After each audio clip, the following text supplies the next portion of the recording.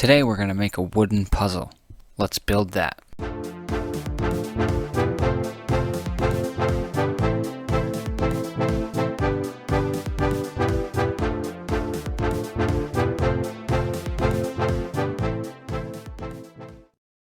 started out by cutting some 3/4 by 3/4 stock out of walnut. The measurements should be the same on all sides. I cut the stock down into 4 3.5-inch pieces and 2 8-inch pieces.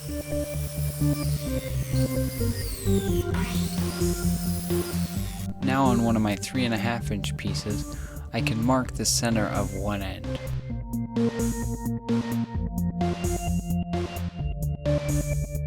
Now I'm just going to cut a 1.5-inch long rod of this 1/8-inch steel.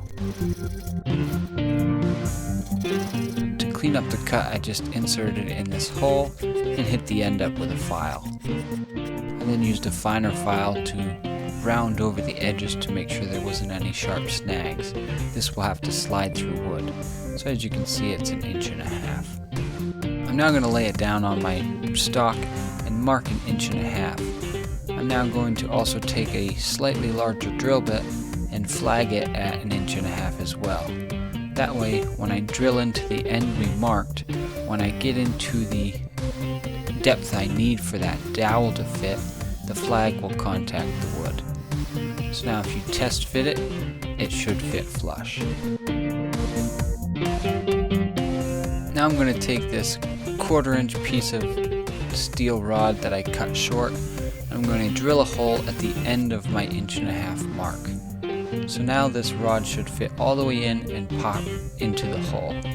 You can then drop your little 1/4-inch stock in, and when you pull that rod out, the 1/4-inch should drop in and keep it from going back in.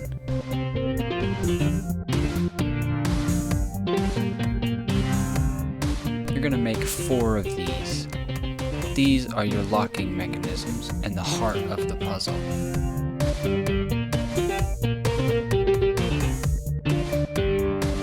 Now you can take one of the 3/4-inch stocks and place it against the 8-inch stock with the whole side down.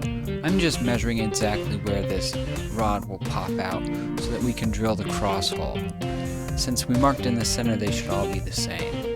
So I'm marking at the 4-inch mark on my 8-inch piece, and then I'm going to mark up as high as that dowel came out. This is a good measurement to make just in case you didn't drill directly in the center. I'm now going to drill a slightly larger hole than the 8-inch rod. I want a little bit of free play so that everything will line up nicely. Make sure you drill the hole on both of them. Now it's time to seal this little locking mechanism. To do this, I'm going to place 2 pieces of tape facing each other. That way I can stick it down onto the wood, and this will keep it from getting glued when we glue it up. So with the other piece of tape on the inside, it won't stick when you shake it. Now it's time for assembly. This part ended up being a lot more tricky than I thought it would be, so I'm just going to talk you through my method, and it seemed to work alright. I first assembled the 2 crosses, and then I clamped one of them with this bigger clamp and applied some glue.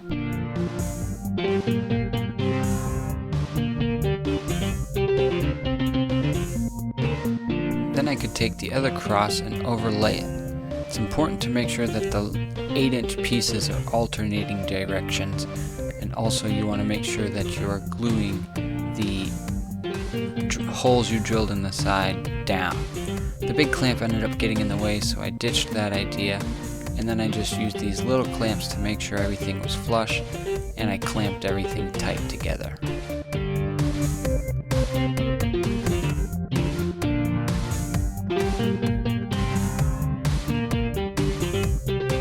Once all the clamps were on, it was time to take it apart.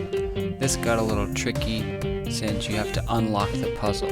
So I'm just going to do it here quickly, but later on in the video when I explain how to solve the puzzle, this will make more sense.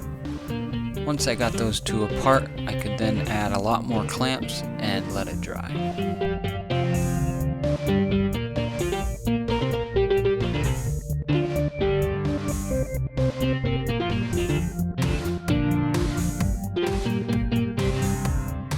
once they were dry, I could take off the clamps and clean up all the squeeze out with a chisel.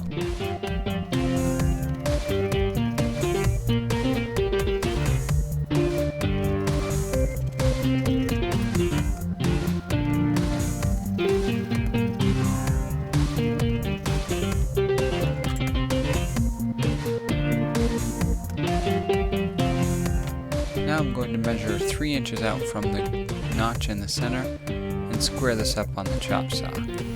I made these a little bit oversized so I can make sure everything lined up well. And I just gave it a quick sand with some 220 on both of these pieces, and 1/2 of your puzzle is done. Now it's time to make the interlocking loop. I cut another 3/4 by 3/4 stock out of some maple.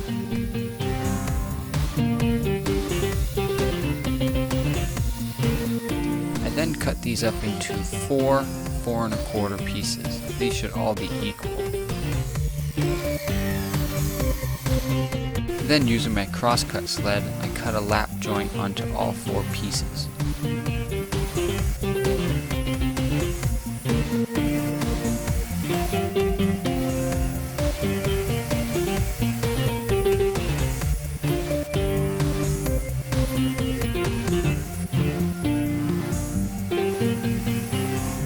This lap joint will allow me to overlap all the pieces and create a square.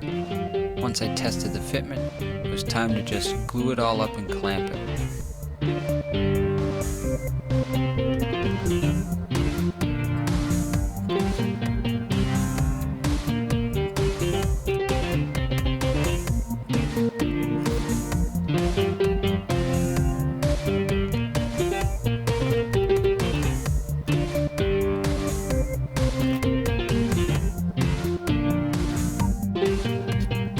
Once it was dry, I could take it apart and clean up all the squeeze out with the chisel.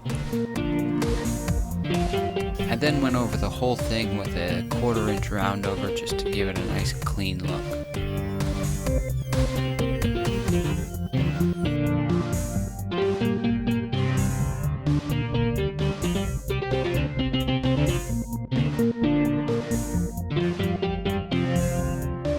A little bit of hand sanding on the inside curves, and all your pieces are pretty much done.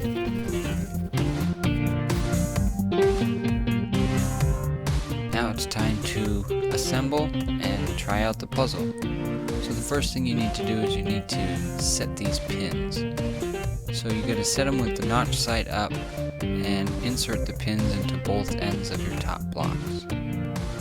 Then you can carefully flip one over and then insert one into the ring and then slide the other one through and drop it down. If the pins kind of wiggle out, make sure you reset them. Then just give it a good shake and it'll lock everything in place. Now you can give it to your friends and see if they can figure it out. It's kind of simple to understand what you're supposed to do because it's kind of loose, everything wiggles, you know it's supposed to come apart, but it doesn't. So unless you know the trick, you can't really do it. And the way you do this is the weights drop down when the notch side's up. So you're going to spin this to use centrifugal force to push those pins out. Then you're going to carefully flip it over so that you can use centrifugal force to set the other pins. If you don't know how to rotate it and do this carefully, every movement will lock and relock at least one side. So once you know the trick, it's actually not too bad. So I hope you liked this project. I hope you followed along. If you did, feel free to give it a thumbs up and share it with your friends. If you want to see more videos like this, feel free to subscribe to my channel, UNI DIY. Thanks for watching, and I'll see you guys on the next project.